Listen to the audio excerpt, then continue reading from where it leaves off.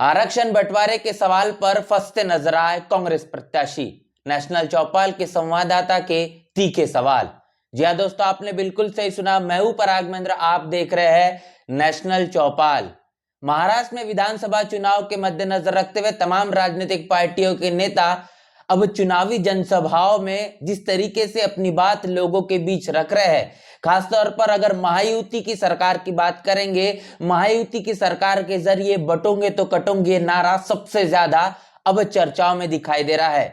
बता दें कि उत्तर प्रदेश के मुख्यमंत्री योगी आदित्यनाथ के जरिए जिस तरीके से महाराष्ट्र के विधानसभा चुनाव में बटोगे तो कटोगे ये नारा लगातार बार बार बड़ी बड़ी जनसभाओं में दोहराने का काम किया जा रहा है।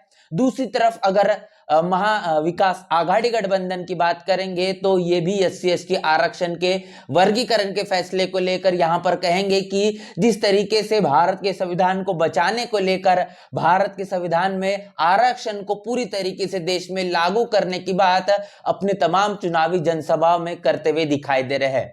लेकिन जब सवाल आता है SC/ST आरक्षण के वर्गीकरण के फैसले को लेकर, तब कांग्रेस के प्रत्याशियों के जरिए क्या कुछ कहा जा रहा है वो तमाम चीजें आपके साथ हम साझा करेंगे।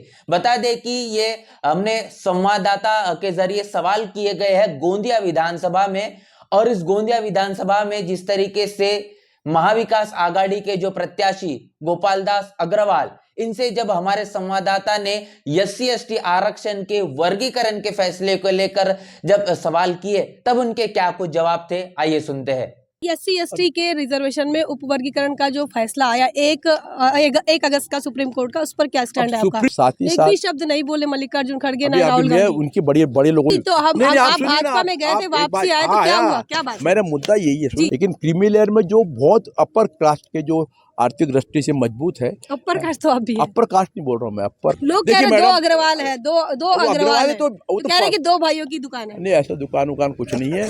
महाराष्ट्र की कांग्रेस की सरकार ने फैसला किया था, लेकिन जब उसको कॉलेज को शुरू करने का मौका आया तो उनके साथ जो चंद्रपुर का कॉलेज था उसको तो चालू करवा दिया, लेकिन गोंदिया के कॉलेज को, उसका क्रेडिट भाजपा भी ले रही है, तब इस कॉलेज को शुरू किया गया। आप भी भाजपा में जाकर वापस आ गए? हाँ, मैं भाजपा में गया था। सुन तो लीजिए आप पूरी बात, आप पर्पजली अगर कोई इंटेंशनली आप अगर मेरा इंटरव्यू ले रही हैं तो जब भी मैं हूं जुनर स्नेहा और आप देख रहे हैं नेशनल चौपाल। इस वक्त हम गोंदिया विधानसभा में हैं और यहाँ पर गोंदिया विधानसभा के पूर्व विधायक गोपाल अग्रवाल मौजूद हैं। उनसे बातचीत करेंगे किन मुद्दों को लेकर वो मैदान में है। वो लगातार उनकी सभाएं चल रही हैं। बता दें कि इसके पहले वो भाजपा में थे और उससे पहले वो कांग्रेस में, तो भाजपा में जाकर अभी उनकी वापसी कांग्रेस में हुई है और उसके बाद अभी वो यहाँ मौजूद है। गोपाल जी अग्रवाल हमारे साथ हैं, बात करेंगे इनसे। कहाँ नहीं, गोपाल अग्रवाल हमारे साथ है, बात करेंगे इनसे कि क्या क्या मुद्दे हैं आपके। हमारा मुद्दा विशेष रूप से इस क्षेत्र के सिंचन, आरोग्य और हमारे शिक्षण के मामले में है, जिनको हम पिछले 10 सालों से जिनके लिए प्रयत्नशील हैं। विशेष रूप से हमारे गोंदिया क्षेत्र में बंधारे बना कर के जगह जगह पर पानी को रोककर हमारी सिंचन की जितनी योजना है उनको 12 माह पानी देना चाहते हैं। 1.5 दशक तक आप ही विधायक थे? बिल्कुल है। 15 साल में फिर भी इतने काम रह गए? नहीं, आप देखिए 15 साल में बहुत से काम किए, लेकिन विशेष रूप से 14 से 19 का जो बीजेपी का शासनकाल था उसमें ये सारे कामों को चालना देने का काम सरकार ने पर्पजली नहीं होने दिया। और जैसा आपको समझना चाहिए, मेडिकल कॉलेज का मुद्दा है। एक लंबी लड़ाई के बाद में 2012 में उस मेडिकल कॉलेज की स्थापना का महाराष्ट्र की कांग्रेस की सरकार ने फैसला किया था, लेकिन जब उसको कॉलेज को शुरू करने का मौका आया तो उनके साथ जो चंद्रपुर का कॉलेज था उसको तो चालू करवा दिया, लेकिन गोंदिया के कॉलेज को, उसका क्रेडिट भाजपा भी ले रही है। भाजपा को लेने का अधिकार ही नहीं है। 2012 में जब उनकी सरकार ही नहीं थी तब इस कॉलेज को शुरू किया गया। आप भी भाजपा में जाकर वापस आ गए? हाँ, मैं भाजपा में गया था। सुन तो लीजिए आप पूरी बात, आप पर्पजली अगर कोई इंटेंशनली आप अगर मेरा इंटरव्यू ले रही हैं तो कृपया आप बिल्कुल खुले मन से लीजिए इंटरव्यू। जी, तो आप भाजपा में गए थे, वापसी आए तो क्या हुआ, क्या बात? मेरा मुद्दा यही है, सुन लीजिए। मैंने पूरी जनता को मुद्दा बताया है कि वहाँ पर हमारे को बीजेपी में 2014 से 19 तक मिले हुए सौतेले व्यवहार के कारण छोटी छोटी बातों के लिए हमको कोर्ट कचहरी में जाना पड़ता था और इसीलिए हमको लगता था कि आने वाली सरकार भी उन्हीं की है और मेरे विकास क्षेत्र के विकास को अगर बढ़ावा देना है तो हमको सरकार की मदद लगने वाली है और इसलिए मैं ज़रूर बीजेपी में गया, लेकिन वहाँ पर षड्यंत्र करके हमको रोका गया, हमारा को पराभूत किया गया। बीजेपी के बेईमान नेताओं ने मेरे पराभव का षड्यंत्र किया और मैं पराभूत हो गया और जिन कामों के जिन भावना के साथ मैंने ये प्रवेश को किया था वो वहीं के वहीं रह गए। SC/ST के रिजर्वेशन में उपवर्गीकरण का जो फैसला आया 1 अगस्त का सुप्रीम कोर्ट का, उस पर क्या स्टैंड है आपका? सुप्रीम कोर्ट के निर्णय का कांग्रेस ने विरोध किया है और साथ ही एक भी शब्द नहीं बोले मल्लिकार्जुन खड़गे ना राहुल मैं गांधी। उनकी बड़े लोगों की बात नहीं करूंगा, मैं अपनी बात करूंगा।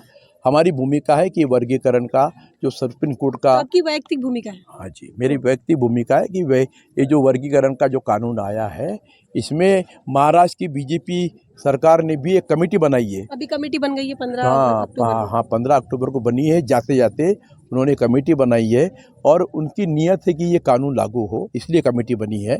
हमारा ये कहना है कि पुनर्विचार याचिका केंद्र सरकार ने दाखिल करना। ओबीसी को जो क्रीमी लागू हुई वो आप ही के सरकार में हुई थी, कांग्रेस के सरकार में? नहीं, उसको तो क्रीमी लेयर की सीमा बढ़ाई जाने वाली है। क्रीमी लेयर की सीमा बढ़ाई जाए ये हमारी भूमिका है, लेकिन क्रीमी लेयर में जो बहुत अपर कास्ट के जो आर्थिक दृष्टि से मजबूत है, अपर कास्ट तो आप भी हैं। अपर कास्ट नहीं बोल रहा हूँ मैं, अपर आर्थिक रूप से अपर हैं उन लोगों के मतलब उनके बारे में उनको सब संसाधन ऑलरेडी अवेलेबल है, लेकिन जो गरीब तबका है ओबीसी का उसको ये जो आरक्षण मिलना चाहिए। लोग कह रहे हैं 2 अग्रवाल है, दो अग्रवाल है, तो कह रहे हैं कि 2 भाइयों की दुकान है। नहीं, ऐसा दुकान कुछ नहीं है। दो राष्ट्रीय पार्टियों के उम्मीदवार हैं हम और 2 पार्टियां आपस में लड़ रही है, उनके प्रतिनिधि के रूप में हमारी लड़ाई है। हमारी लड़ाई गोंदिया के विकास की है। धन्यवाद। तो हमारे साथ गोपाल अग्रवाल थे जो कि गोंदिया विधानसभा के विधायक रह चुके हैं और अभी फिलहाल चुनावी मैदान में है कांग्रेस की तरफ से। पिछले बार वो भारतीय जनता पार्टी से चुनाव लड़े थे, हार गए थे और यहाँ पर एक चाबी के उम्मीदवार जो कि विनोद अग्रवाल थे वो जीत गए थे। अभी इस विधानसभा में बहुजन वर्सेस अग्रवाल की लड़ाई चल रही है। अब क्या कुछ होगा वो तो समय बताएगा।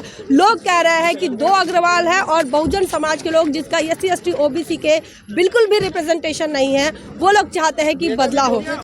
जैसा कि पूरी बातचीत में आपने देखा है कि सवालों से बचते हुए नजर आए गोपाल दास अग्रवाल। जैसे ही संवाददाता ने इस बात को पूछा कि SC/ST आरक्षण के वर्गीकरण के फैसले को लेकर आपका स्टैंड क्या है, तब उन्होंने साफ तौर पर कहा है कि कांग्रेस के जरिए इसका विरोध किया गया था। सच्चाई इसके पीछे की कुछ और ही दिखाई देती है।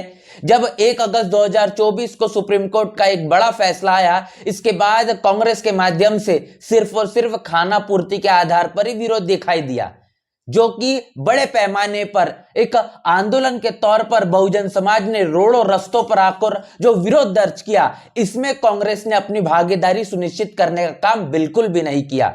लेकिन कांग्रेस प्रत्याशी का यह कहना है, जिनका नाम गोपाल दास अग्रवाल है, जिनसे सीधी बातचीत की गई है, जो साफ तौर पर अपनी बातों में दोहराने की कोशिश कर रहे हैं कि कांग्रेस ने शुरुआती दौर पर इसका विरोध किया और जब उनसे पूछा गया कि राहुल गांधी, मल्लिकार्जुन खड़गे इनकी चुप्पी इस SC/ST आरक्षण के वर्गीकरण के फैसले को लेकर आई, तो उन्होंने इस बात को फिर एक बार टालने का काम किया। वो तो बड़े लोग हैं, उनके बारे में हम क्या ही बात करेंगे, लेकिन व्यक्तिगत तौर पर उन्होंने इस वर्गीकरण का कहीं ना कहीं विरोध किया है। सवाल ये खड़ा होता है कि अगर कांग्रेस के प्रत्याशी इस SC/ST आरक्षण के वर्गीकरण के फैसले के विरोध में है और कांग्रेस कहने के उसके समर्थन में है, तो क्या कांग्रेस की जो प्रत्याशी है वो कांग्रेस के साथ बरकरार नहीं? ये भी एक बड़ा सवाल है जिसको लेकर अब गोंदिया विधानसभा में चर्चा और बहस छिड़ चुकी है। इस पूरी की पूरी बातचीत को लेकर और इस तमाम तरीके के सवालों के जवाबों को लेकर क्या आपकी राय प्रतिक्रिया है? कांग्रेस के प्रत्याशी गोपाल दास अग्रवाल, इनको लेकर आप क्या सोच रहे हैं? लिखकर कमेंट बॉक्स में जरूर बताएं। बने रहे नेशनल चौपाल के साथ, मिलते नए वीडियो में, तब तक के लिए जय भीम, जय भारत।